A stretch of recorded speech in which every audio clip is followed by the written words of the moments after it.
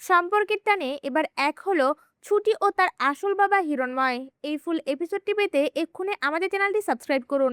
এই পর্বে দেখা যায় হিরণময় ঝুমকির রুম থেকে বেরিয়ে এসে জানালার পাশে দাঁড়িয়ে মনে মনে বলতে থাকে যে আমার পরিমার সঙ্গে এতটা খারাপ করেছে, কেন ওই মেয়েটার প্রতি আমার বারবার এক অদ্ভুত অনুভূতি ফিল হয়। আমি কেন তাকে ভুলতে চাইলেও ভুলতে পারি না। আর যে আমার পরিমা, সে আমার কষ্টগুলো বুঝতে পারে না। এই ছুটি মেয়েটা বারবার আমার কষ্ট বুঝতে পেরে আমার কাছে ছুটে আসে। আমি আমার কষ্ট ভোলার জন্য আমার মেয়ের কাছে গেলাম, কিন্তু সে তো আমার কষ্ট অনুভবই করতে পারে না। এই কথাগুলো ভাবে একদৃষ্টিতে জানালার বাইরে তাকিয়ে থাকে।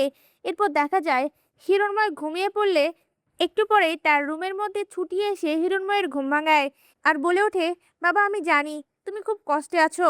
ছুটির মুখে বাবা ডাক শুনে সঙ্গে সঙ্গে হিরণময় প্রশ্ন করে বলে ওঠে, তুমি এই বাড়িতে কি করে এসেছো? আর তুমি আমাকে বাবাই বা বলছো কেন? তখনই ছুটি তার কথার উত্তর না দিয়ে হিরণময়কে জড়িয়ে ধরে। আর ঠিক সেই সময় হিরণময়ের ঘুমটা ভেঙে যায় আর বলে ওঠে, আমি এমন স্বপ্ন কেন দেখলাম?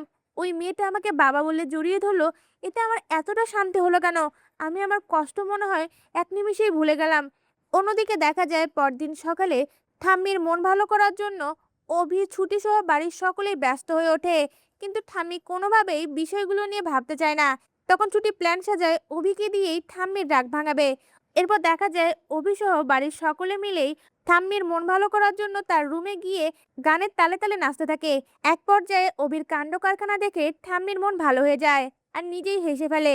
তখন অভি অনেক খুশি হয়ে ছুটির সঙ্গে রোমান্টিকতা দেখাতে থাকে।